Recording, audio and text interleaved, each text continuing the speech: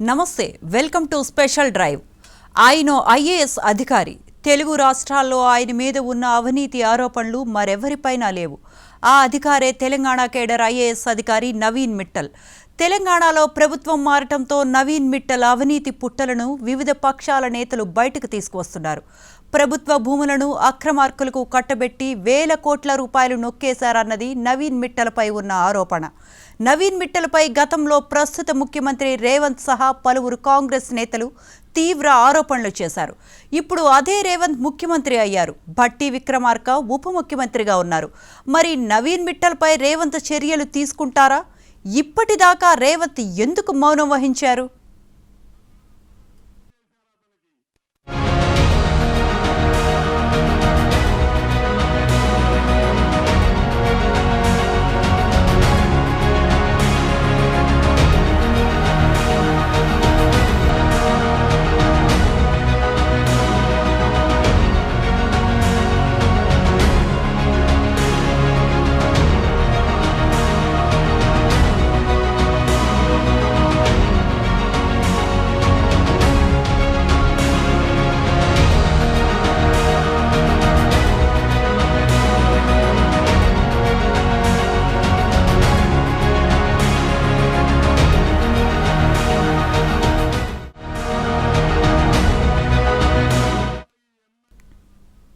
హైదరాబాద్లో వేల కోట్ల ప్రభుత్వ భూములకు లెక్కలు రావటానికి నవీన్ మిట్టల్ కారణం. నవీన్ మిట్టల్ నిర్ణయాలపై కోర్టు తప్పుబట్టినా గత ప్రభుత్వం చర్యలు తీసుకోలేదు. ఇక ఆయన గారి అక్రమాలపై రాష్ట్రపతి ముర్ము కూడా ఓ న్యాయవాదికి లేఖ రాశారంటే మిట్టల్ అక్రమాల పుట్ట ఏ స్థాయిలో ఉందో అర్థం చేసుకోవచ్చు.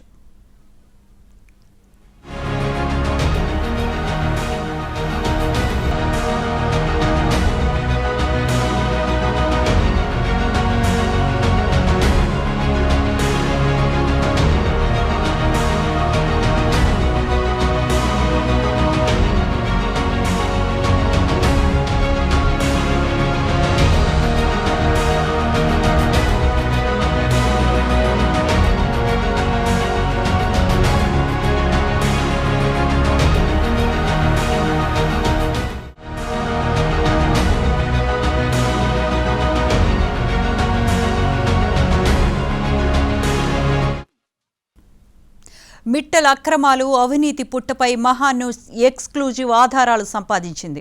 అసలు ఏం జరిగింది, ఎవరెవరికి ఎక్కడెక్కడ భూములు కట్టబెట్టారు, వాటి విలువెంత, ఇవన్నీ మహాన్యూస్ ఇప్పుడు సవివరంగా ఆధారాలతో సహా అందించబోతోంది. ఈ ఎక్స్క్లూజివ్ రిపోర్ట్పై వివరాలు అందించేందుకు మా crime bureau chief Madhu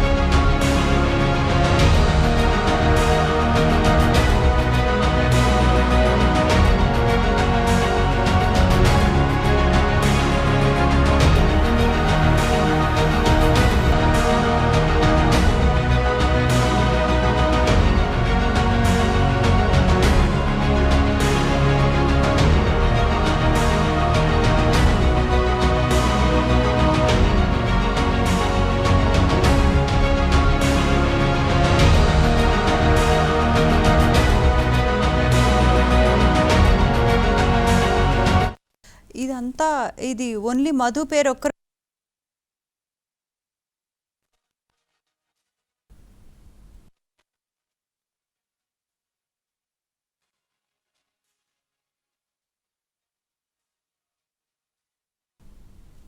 Mittal అక్రమాలు అవినీతి పుట్టపై మహా న్యూస్ ఎక్స్క్లూజివ్ ఆధారాలు సంపాదించింది.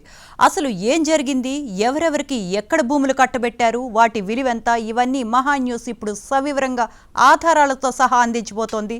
ఈ ఎక్స్క్లూజివ్ రిపోర్ట్పై వివరాలు అందించేందుకు మా క్రైమ్ బ్యూరో చీఫ్ మధు రెడీగా ఉన్నారు. మధు,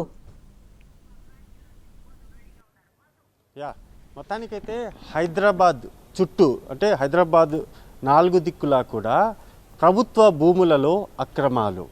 తెలంగాణ 4 దిక్కులా అదే ప్రభుత్వ భూములు కాకుండా ఆయన సొంత భూములని అక్రమంగా సంపాదించుకున్నారు. ఇంతకీ ఎవరా ఐఏఎస్ ఆఫీసర్? చూద్దాం, మొత్తం వివరాల్లోకి అయితే వెళ్ళే ప్రయత్నం చేద్దాము. హైదరాబాద్, సైబరాబాద్, రాచకొండ, ఓకే, మొత్తానికి సంబంధించి అంటే హైదరాబాద్ మొత్తం సరౌండింగ్ ప్లేసెస్ ఏవైతే ఉన్నాయో ఆ సరౌండింగ్ ప్లేసెస్ అన్నిటికీ సంబంధించి కూడా ప్రభుత్వ భూములు అయితే కొన్ని ఉన్నాయి. సో అలా ఉన్నటువంటి ప్రభుత్వ భూముల్ని ఏమాత్రం ఎవ్వరికీ కూడా తెలియకుండానే సైలెంట్గా ప్రైవేట్ వ్యక్తుల చేతుల్లోకైతే వెళ్ళిపోయాయి.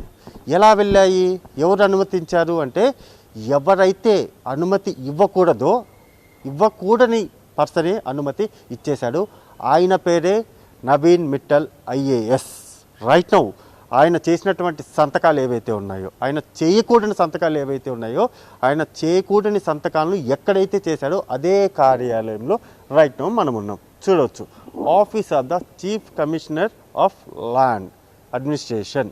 సో ఇక్కడ మనం ఉన్నాం, భూ పరిపాలనా భవన్. ఇది చాలా కీలకమైనటువంటి భవన్. ఇది అసలు ఏం జరిగింది, ఈ మొత్తం వ్యవహారం ఏం జరిగింది అంటే కొన్ని ఎగ్జాంపుల్స్ అయితే మీకు చెప్తాను. ఫస్ట్ పార్ట్ 1లోకి వెళ్దాం. అసలు ఈ మొత్తం వ్యవహారంలో ఎక్కడెక్కడ ఏం జరిగింది, నవీన్ మిట్టల్ చేసినటువంటి వ్యవహారాలు ఏంటి, ఆయన స్టైల్లో. నవీన్ మిట్టల్ స్టైలే డిఫరెంట్ అంటారు కదా. సో ప్రతి ఒక్కరికి ఒక స్టైల్ ఉన్నట్టు నవీన్ మిట్టల్ ఐఏఎస్ ఆఫీసర్కి ఒక స్టైల్ ఉంది. ఆయన చేసినటువంటి ఆయన చేసిన అక్రమాలు ఎక్కడైతే ఉన్నాయో వాటి లిస్టు చూద్దాం ఒకసారి. ప్రధానంగా గుట్టల బేగంపేట విలేజ్, రంగారెడ్డి డిస్టిక్, ఇది శ్రీలింగంపల్లి మండలం. ఇదొకటి. ముందు చెప్తాను ప్రాంతాల పేరు చూస్తే అక్కడ ఒకటి Gopanapally village, Serilingampally village, Serilingampally mandal, and moreover Madhapur village, Serilingampally mandal, Hafeezpet, దాంతోపాటు మోకిలాల్, దాంతోపాటు ఒట్టి Nagulapalli village, Khanapur village, Miyapur village, and Gachibowli, Gopanapally, Maheshwaram. విన్నారు కదా ఈ ప్లేసెస్ ఏవైతే నేను చెప్పానో. ఇప్పుడు ఈ ప్లేసెస్ అన్నీ కూడా విన్నారు కదా. ఏం చేశారు తెలుసా, అవన్నీ కూడా ప్లేసెస్ ఇవి మొత్తం గవర్నమెంట్కి సంబంధించినటువంటి ల్యాండ్స్ ఉన్నటువంటి ఈ ప్రాంతాలు. ఇవే కాకుండా ఇంకా చాలా చోట్ల కూడా ఉన్నాయి. కానీ ఇవి ఎందుకు చెప్పారంటే పర్టికులర్గా సారు నవీన్ మిట్టల్కి సంబంధించినటువంటి దందాలు ఏవైతే ఉన్నాయో ఈ చుట్టూనే తిరిగాయి. ఆయనకు ఆ భూములకు సంబంధించి కేవలం ఆయన ఒక డైరెక్టర్గా ఉన్నప్పటికీ ఆయన చేసినటువంటి బాగోతాలు ఎలా ఉంటాయంటే, ఒకటే, అది గవర్నమెంట్ ల్యాండ్ కదా, మీకు కావాలి కదా, ఏంటి మీకు అప్పచెప్పేస్తాం, నాకేంటి, ఇదే సింపుల్ క్వశ్చన్, ఇంకేం లేదు. కట్టా కొట్టే తెచ్చా, గవర్నమెంట్ ల్యాండ్, అది ఇవ్వకూడదు, కానీ నేను ఇచ్చేస్తా. ఎంత? 30% కమిషన్. సింపుల్గా 30% కమిషన్ తీసుకుంటారు. ఆ 30% అంటే కొన్నిసార్లు క్యాష్ అనేది తీసుకుంటారు, మరి కొన్నిసార్లు 30% కాకపోతే 30%కి విలువైనటువంటి భూమి తన పేరు మీద మార్చేయాలి. అది ఎలా మారుస్తారు? ఆయన ఒక IAS officer. So IAS officer పేరు మీద మార్చాలంటే మళ్ళీ చాలా ఏసీబీ రైట్స్ ఉంటాయి, గవర్నమెంట్ వాళ్ళు ఎంక్వైరీ చేస్తారు, ఇవన్నీ కూడా ఉంటాయి కదా. అప్పుడే ఆయనకు ఒక ఆలోచన వచ్చింది, తన పేరు మీద కాకుండా తన ఫ్యామిలీ మెంబర్స్ ఎవరైతే ఉంటారో ఆ ఫ్యామిలీ మెంబర్స్ పేరు మీదకి మార్చే ప్రయత్నం అయితే చేశాడు. అలా మార్చడానికి కొన్ని అక్కడ కూడా ఇంకా ఫ్యామిలీ మెంబర్స్ పేరు మీదకి వెళ్ళిపోతుంది కదా అనేసి అందరు కూడా ఈయన పట్టించుకోరు అనుకున్నారు. కానే కాదు, ఆయన ఫ్యామిలీ మెంబర్స్ మీదకి వెళ్తున్నప్పటికీ అక్కడ ఎక్కడా కూడా ఆధార్ కార్డులు కానీ లేకపోతే ఇంకో కార్డులు కానీ ఏమి చూపించరు. అక్కడ కేవలం డ్రైవింగ్ లైసెన్సులు ఇటువంటి మాత్రమే తెర మీదకి తీసుకొని వచ్చేసి ఆయన పేర్లన్నీ కూడా మార్చేస్తూ ఉంటారు. సో ఇదొకటి. అసలు బన్వల్లాల్ ఇక్కడికి భూ పరిపాలనా విభాగం ఏదైతే ఉందో ఇక్కడికి రాకముందు అసలు ఈయన వ్యవహారం ఏంటి అని ఆరా తీసినప్పుడు విద్యాశాఖలో ఈయన పనిచేసే క్రమంలోనే ఈయన టార్చర్ తట్టుకోలేక 70కి పైగా కేసులు నమోదయ్యాయి. ఆ 70 పైన కేసులు ఎలాంటి చెప్పాలంటే, తప్పు ఈయన చేయమంటాడు, తర్వాత తప్పు చేశావని నిన్ను సస్పెండ్ చేస్తున్నా అంటాడు. కుయ్యో మరో ఇదేంద్రా బాబు అనుకొని అక్కడ ఉన్నటువంటి లెక్చరర్స్ కావచ్చు, లేకపోతే వాళ్ళందరూ కూడా చాలా సఫర్ అయిపోయారు. ఇంకా ఏం వాళ్ళకి ఏం అర్థం కాని పరిస్థితి.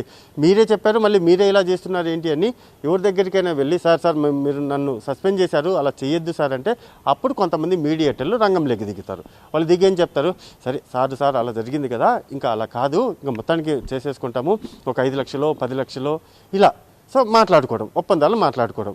ఇచ్చిన వాళ్ళు ఇస్తారు, ఎందుకు రా తలనొప్పి అనుకొని మొత్తానికైతే వెళ్ళిపోతారు. ఇవ్వని వాళ్ళు ఏం చేస్తారు, ఇప్పుడు అవే 70కి పైగా కేసుల్లో అయితే నమోదయ్యాయి. అలా ఉన్నటువంటి ఆయన ఒక్కసారిగా చిన్న అమౌంట్లు ఎందుకులే అనుకున్నాడో ఏమో, మొత్తానికి అక్కడి నుంచి ఎగిరొచ్చి ఇక్కడ పడ్డాడు, ఈ బిల్డింగ్లో పడ్డాడు. వన్స్ ఈ బిల్డింగ్లో పడ్డ తర్వాత లక్షలు లేదు, ఇంకా లక్షలు అనే మాట లేనే లేదు. ఓన్లీ కోట్ల రూపాయల వ్యవహారమే. కోట్లు పెట్టు, భూమి పట్టు, ఇంకా అంతకు మించి ఏమీ లేనేది లేదు. సో ఇందులో భాగంగానే ఏదైతే హైదరాబాద్ 4 దిక్కులా ఉన్నటువంటి భూములను కబ్జా చేసే వాళ్లకు సహకరించి సంతకాలు పెట్టి కారెక్కి వెళ్ళారు కదా, కారు బాగుంటుంది కదా. సో ఆ కారెక్కి, మళ్ళీ చెప్తున్నాను, కారు ఎక్కి కారులోనే మొత్తం వ్యవహారాలన్నీ కూడా వాళ్ళతోనే, అంటే కారుకు సంబంధించిన వాళ్ళతోనే బాగా వ్యవహారాలన్నీ కూడా నడిపి సంతకాలు పెట్టద్దు కదా, కానీ పెట్టేశాడు. ఎందుకంటే 30% ఒకవైపు ఉంది, లేకపోతే భూమి ఉంది. ఆ భూములన్నీ కూడా సార్ ఎవరెవరి పేరు మీద రాపించారు ఆ లిస్ట్ కూడా మన దగ్గర ఉంది. సో ఒకసారి చూద్దాం. ఆయన కబ్జా చేసే వాళ్ళకి సహకరించి ఆ తర్వాత ఏదైతే హైదరాబాద్ సరౌండింగ్ ప్లేసెస్లో మొత్తం భూ కబ్జాకు సంబంధించి సహకరించారో, తెలంగాణ సరౌండింగ్స్ అంటే 4 దిక్కులా కూడా భూములు అయితే తన రిలేటివ్స్ పేర్ల మీద మార్చేశారు. ఫస్ట్ చెప్తాను చూడండి ఒకసారి. నవీన్ మిట్టల్ భార్య అయినటువంటి రీకు బన్సల్, ఈమె పేరు మీద రంగారెడ్డి అదేవిధంగా నాగిరెడ్డి, నరసింహారెడ్డి, సో ఇలా పేర్ల మీద డాక్యుమెంట్ నెంబర్ 114/2023 ఏదైతే ఉంటుందో సబ్ రిజిస్టర్ ఆఫీస్లో జడ్చల్ల వ్యవసాయ భూమి రిజిస్టర్ అయిపోయింది. సర్వే నెంబర్ ఏదైతే సర్వే నెంబర్ 507A 492A నుండి 500AA వరకు కూడా రంగారెడ్డి జిల్లా రాజాపూర్, బాలానగర్, ముదిరెడ్డిపల్లి గ్రామం. సో ఉంది కదా, అదొకటి అయిపోయింది. రైట్, ఇంకా నెక్స్ట్ ఇంకోటి చూద్దాం. నవీన్ మిట్టల్ బావమర్ది ఉంటాడు కదా, నవీన్ మిట్టల్ బావమర్ది సంజయ్ బన్సల్, ఆయన తండ్రి హుకుమ్ చంద్ బన్సల్, ఆయన పేరు మీద కూడా భూమి రిజిస్ట్రేషన్ అయిపోయింది. ఎక్కడ సర్వే నెంబర్లు 357P, 359, 361, 362, 363, 364/P, 365/P, 366 ఇలా చెప్పుకుంటూ పోతే 482, 483, 484 మామూలు కాదు. అలా సుమారుగా 511 వరకు కూడా సర్వే నెంబర్లు మహబూబ్ నగర్ జిల్లా ఉన్నటువంటి ఫారూక్ నగర్లో వాళ్ళ ఫ్యామిలీ మెంబర్ పేరు మీద మార్చేశారు. అదొకటేనా, ఇలా చెప్పుకుంటూ పోతే ఎక్కడెక్కడున్నాయి, రంగారెడ్డి జిల్లా నందిగామ, అదే విధంగా ఇంకా చూసుకుంటే రంగారెడ్డి జిల్లాలోనే ప్రధానంగా రంగారెడ్డి జిల్లాలోనే ఎక్కువగా ఉన్నాయి. దానితో పాటు ఇంకా చూసుకుంటే మాత్రము ఆయన పేరు మీద ఎక్కువగా వెళ్ళిపోయాయి. ఒక చోట అయితే ఒక హౌస్ కూడా, బారిబంతంలో హౌస్ కూడా, ఏదైతే రంగారెడ్డి జిల్లా వ్యవసాయ భూమి ఏదైతే 4 ఎకరాలు ఉందో అదొక 4 ఎకరాలు, అది అమీన్పూర్ మండల్ వడక్పల్లి గ్రామం ఏదైతే ఉందో అక్కడ టోటల్గా 4 ఎకరాల వ్యవసాయ భూమి, ఇదొకటి. సో ఇలా చెప్పుకుంటూ పోతే ఆయన లిస్ట్ మొత్తం కూడా, ఇది చెప్తున్నాను కదా, ఇది ఒక పేపర్ ఉంది కదా, ఇది ఒక పేపర్ కాదు, ఒక గ్రంథం తయారు చేయొచ్చు. సో ఇలాంటి పేపర్లు అంటే ఇదంతా కూడా ఆయన చేసినటువంటి అక్రమాల పుట్ట సంబంధించినటువంటి పేపర్లు. ఇలా తీస్తూ పోతే ఇలా ఒక గ్రంథాన్ని ఇలా చెప్పాలి కదా, అలా ఒకటి ఉంటుంది. అండ్ మోర్ ఓవర్ ఇవన్నీ కూడా ఇప్పుడు చూపిస్తున్నదేమో ఆయన ఫ్యామిలీ మెంబర్స్ మీద ఉన్నటువంటి ఆస్తులు. రైట్, ఇదొక్కటే కాదు, దీనితో పాటు 70 కేసులు హైకోర్టులో still pending on IAS officer.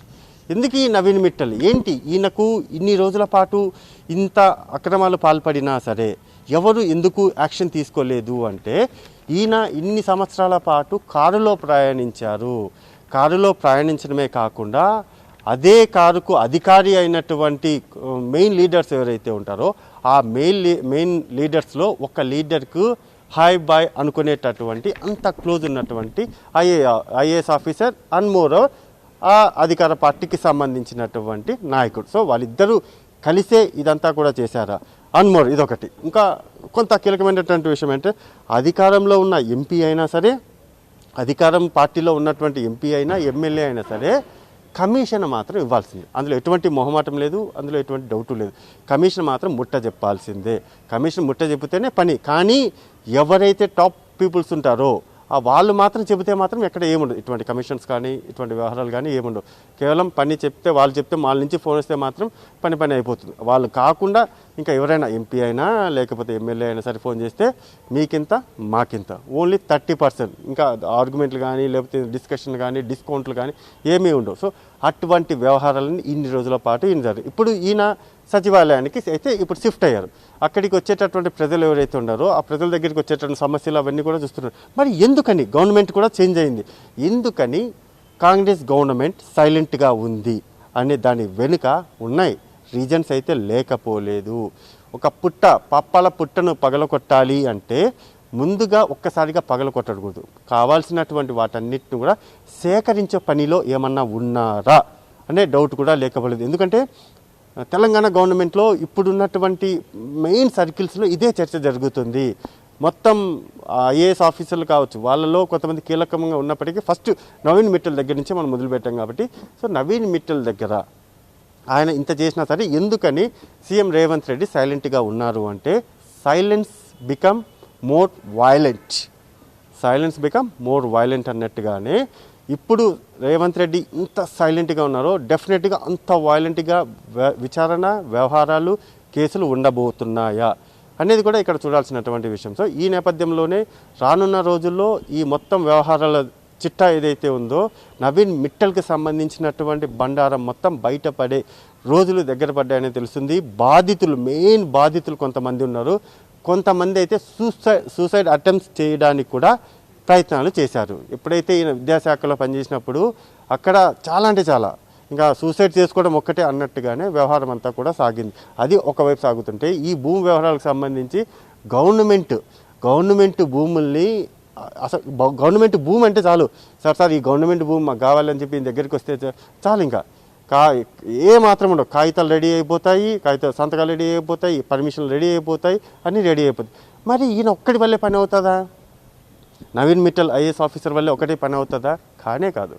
అక్కడ లోకల్గా ఉన్న తహసీల్దార్లు ఉంటారు, అక్కడ ఉన్న సర్వే ఆఫీసర్స్ ఎవరైతే ఉంటారో సర్వే చేసేటటువంటి సర్వే ఆఫీసర్ వాళ్ళు కూడా ఉంటారు, ఎంఆర్ఓలు ఉంటారు, అందరూ ఉంటారు. మరి ఒక్కరితో పని అయితే అవ్వదు కదా. ఎవరి వాటా వాళ్ళు అప్పచెప్పడానికైతే పక్కాగా ఆయన ఒక ప్లాన్ వేసుకున్నారు.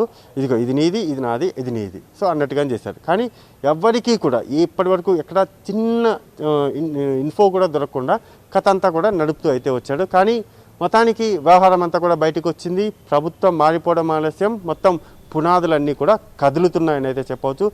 నవీన్కి సంబంధించినటువంటి ఈ మొత్తం వ్యవహారంలో ఈ భూదందా ఎన్ని కోట్లు ఉంటుందో ఒకసారి అంచనా వేయగలమా? నిజం చెప్తున్నాం కదా, ఇది బడ్జెట్ కూడా మించిపోయే వీర లెవెల్లో ఉంది. ఒక్కొక్కటి ఈయన రాసించినటువంటి ఈ లిస్టులో ఉన్నటువంటి భూములు ఏవైతే ఉన్నాయో ఏదో లక్షలు కోట్లు కాదు, 100 కోట్లు 1000 కోట్లు, 100 కోట్లు 1000 కోట్లే, ఇంకా అంతకు మించి ఏమీ లేదు, చిన్న చితక ఏమీ లేదు. సో అలాంటి 100 కోట్ల 1000 కోట్లకు సంబంధించినటువంటి ల్యాండ్స్ని సింపుల్గా సంతకాలతో ప్రభుత్వ భూమి, పట్టా భూమి ప్రైవేటు వ్యక్తులకు భూమి అంతే వెళ్ళిపోయింది. అలా ఎకరాలకు అయితే మార్చేశారు. ఆ మార్చినటువంటి డీటెయిల్స్ అన్నీ కూడా ఇంకా టు బి కంటిన్యూ అన్నట్టుగానే ఇప్పుడైతే పార్ట్ 1లో మనం ఇందా చెప్పాము, ఇంకా పార్ట్ 2 కూడా ఇంకా పెండింగ్లో ఉంది. దీనితో పాటు ఇంకా అనేక జాతకాలు కూడా పెండింగ్లోనే ఉన్నాయని చెప్పవచ్చు. రానున్న రోజుల్లో ఇటువంటివి ఈ దందాకు సంబంధించినటువంటి నవీన్ మిట్టల్కి సంబంధించినటువంటి అసలైన వ్యవహారాలు ఇంకా కొన్ని ఉన్నాయి. సిసలైనటువంటి ఆయనలో ఉన్నటువంటి సెకండ్ యాంగిల్ ఏదైతే ఉందో ఆ సెకండ్ యాంగిల్ కూడా బయటికి మనం చూపించబోతున్నాం.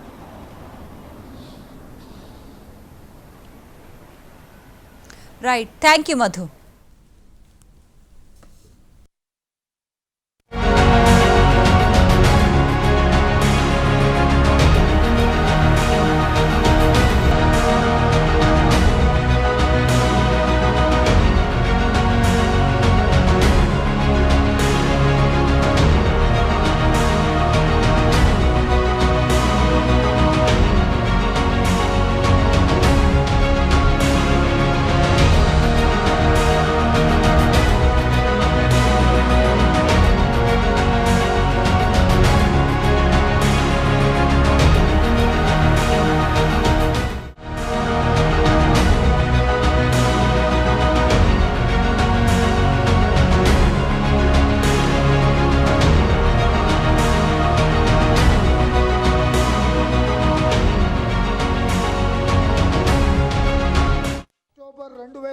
ఏళ్ల మొదలైన ధరణి పోర్టల్ ఈ రోజు వరకు లక్షలాది ఫిర్యాదులు వచ్చినాయి, వందలాది సివిల్ లిటిగేషన్స్ అయినాయి, పదుల కొద్దీ హత్యలు జరుగుతున్నాయి. ప్రభుత్వం ప్రవేశపెట్టిన ధరణి పోర్టల్లో ఉన్న లోపాలను 20 సంవత్సరాల క్రితమే భూ యజమానులు ఇతరులకు భూమి అమ్ముకొని ఆ భూమిని కొన్న వాళ్ళు దాన్ని ప్లాట్లు చేసి ఆ ప్లాట్లను కొనుగోలు చేసిన వాళ్ళ వివరాలు ధరణి పోర్టల్లో నమోదు కాకపోవడం వల్ల మళ్ళీ 20 సంవత్సరాల క్రితం ఎవరైతే భూ యజమానులు ఉన్నారో ఆ భూ యజమానుల వివరాలే ధరణి పోర్టల్లో రావడం వల్ల వాళ్ళు ఆ వివరాలను అడ్డం పెట్టుకొని కొత్త పాస్ పుస్తకాలు తీసుకొచ్చి వేరే వాళ్లకు ఆ భూమిని అమ్మిండ్రు.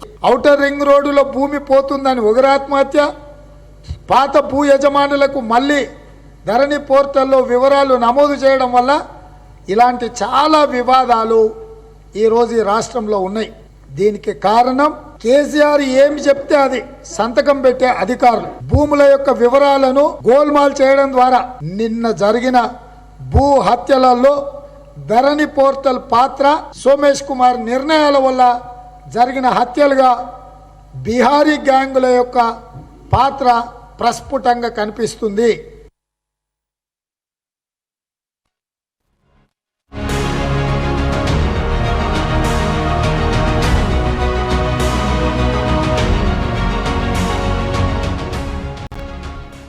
హైదరాబాద్లో వేల కోట్ల ప్రభుత్వ భూములకు రెక్కలు రావటానికి నవీన్ మిట్టల్ కారణం. నవీన్ మిట్టల్ నిర్ణయాలపై కోర్టు తప్పుబట్టినా గత ప్రభుత్వం చర్యలు తీసుకోలేదు. ఇక ఈయన గారి అక్రమాలపై రాష్ట్రపతి ముర్ముకు ఓ న్యాయవాది లేఖ కూడా రాశారంటే మిట్టల్ అక్రమాల పుట్ట ఏ స్థాయిలో ఉందో అర్థం చేసుకోవచ్చు.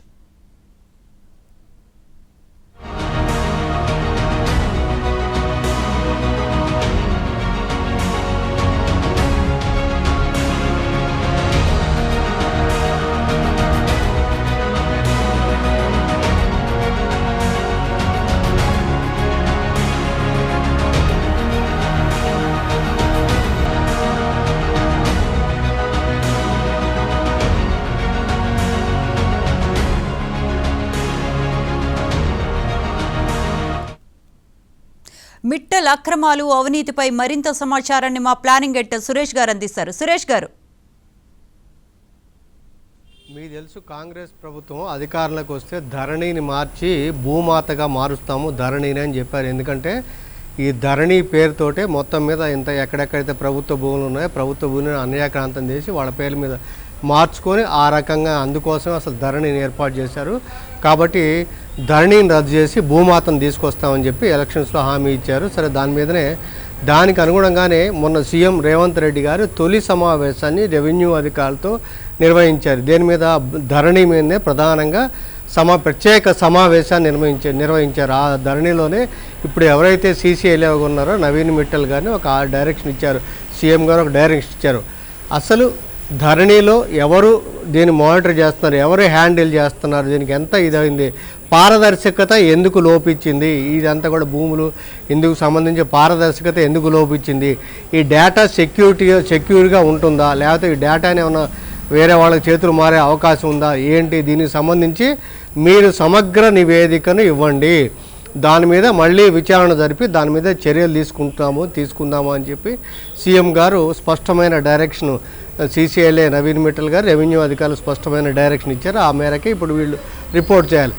ఆ సమయంలోనే ఒక అడ్వకేట్ గారు ఇదే సీసీఎల్ఏ గారు నవీన్ మిట్టల్ గారి మీద రాష్ట్రపతి ద్రౌపది ముర్ము రాష్ట్రపతి గారికి ఒక ఫిర్యాదు చేశారు.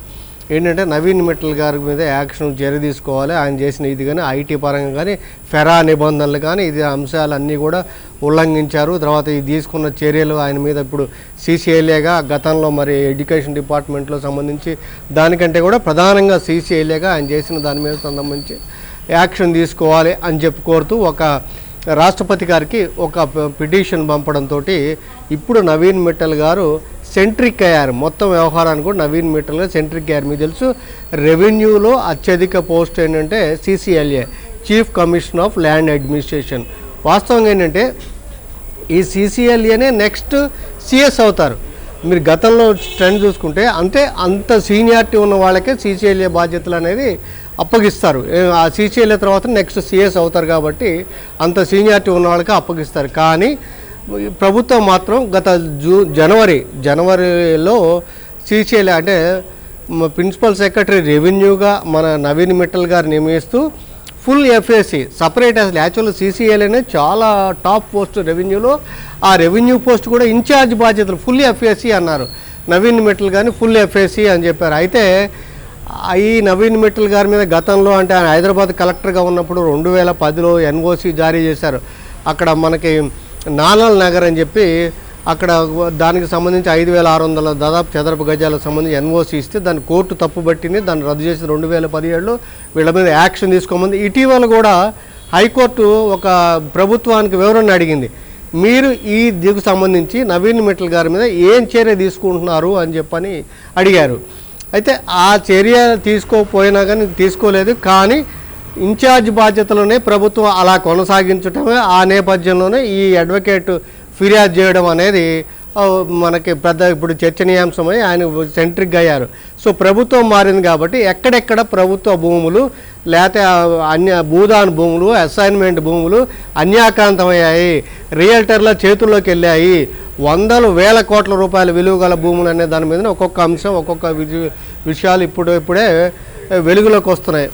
మీకు తెలుసు గతంలో ప్రభుత్వం ఏంటంటే ఈటెల రాజేందర్ గారు జమున హ్యాచరీస్ మీద సో ఒక రైడ్స్ అటువంటి చేసినప్పుడు అంటే అసైన్మెంట్ ల్యాండ్స్ ఆక్రమించారని చెప్పి ఒక కమిటీ వేశారు. దానికి సంబంధించి ఆ సందర్భంలోనే ఒక్క రంగారెడ్డి జిల్లాలోనే 6,000 ఎకరాలకు పైగా అసైన్మెంట్ ల్యాండ్ అన్యాక్రాంతమైంది, వేరే వాళ్ళ చేతులకు మారింది అని చెప్పి ఒకవైపు, ఇంకోవైపు ప్రభుత్వ భూమిని కాపాడలేకపోతున్నారని చెప్పారు. ఇప్పుడు మీది ఒట్టి నాగులపల్లి అని చెప్పి ఇక్కడ మనకు సమీపంలో ఉంది. మనకి ఇదంతా కూడా మనకి గండిపేట వెళ్తుంటే గండిపేట మండలం కింద వస్తే చాలా భూదాన్ అగ్నిమోటు ఆచార్య వినోబ్ బాబా పిలుపు మేరకి ఒక దాత ముందుకు వచ్చి దాదాపు 29 ఎకరాలని ఒట్టినాగులపల్లిలో 29 ఎకరాలను ఆయన భూదాన్ యజ్ఞ బోర్డుకి ఇచ్చారు 1955లో. అయితే ఆ భూదాన్ యజ్ఞ బోర్డు మరి అంత ఇది అనే ఇచ్చే ఉదాత్తమైన ఆశయంతో ఇచ్చిన భూమి అన్యాక్రాంతమవుతుందని ప్రొఫెసర్ పురుషోత్తం రెడ్డి గారు హైకోర్టుకి వెళ్ళారు. గతంలో హైకోర్టుకి వెళ్తే హైకోర్టు డైరెక్షన్ ఇచ్చింది, ఇది అన్యాక్రాంతం కాకుండా కాపాడాలి, ఎవరైతే ఎన్ఓసీలు కానీ ఇంకోటి కానీ ఇవ్వడానికి వీల్లేదు, ఈ భూమిని పరిరక్షించాల్సిన బాధ్యత ప్రభుత్వం మీద ఉంది, సరైన చర్యలు తీసుకోవాలి అని చెప్పి స్పష్టమైన డైరెక్షన్ ప్రభుత్వం జారీ చేసింది. అయితే ఇప్పుడు ఆ భూదాన భూమి అంటే ఒక దాతలు ఇచ్చిన భూదానికి సంబంధించిన భూమి కొంతమంది రాజకీయ నాయకులు అంటే ఇందులో మరి ఎమ్మెల్యేలు ఉన్నారంటున్నారు, మాజీ ఎమ్మెల్యేలు ఉన్నారంటున్నారు, ఇంకా బినామీలు ఉన్నారు, మాజీ మంత్రుల బినామీలు ఉన్నారని చెప్తున్నారు. సో ఈ భూమి అసలు ఈ భూదాన్ యజ్ఞకి సంబంధించిన 29 ఎకరాలు ఒట్టినాగులపల్లిలో ఉందా లేదా అనేది ఇప్పుడు రెవెన్యూ అధికారులు గారు నవీన్ మిట్టల్ గారు క్లారిఫికేషన్ ఇవ్వాల్సి ఉంది. ఎందుకంటే ఆల్రెడీ మొత్తం మీద ఇది అన్యాక్రాంతం అయిపోయింది అని చెప్పి కొన్ని పేర్లు కూడా అంటే మాజీ ఎమ్మెల్యేలు కానీ మాజీ మంత్రులు కానీ ఎమ్మెల్యేలు కానీ వాళ్ళ పేర్లు కూడా కొంతమందికి వాళ్ళకి ఇచ్చినట్టుగా అధికారంలో ఉన్న వాళ్ళకి అంటే సన్నిహితులుగా ఉన్న వాళ్ళకి ఇచ్చినట్టుగా వచ్చింది.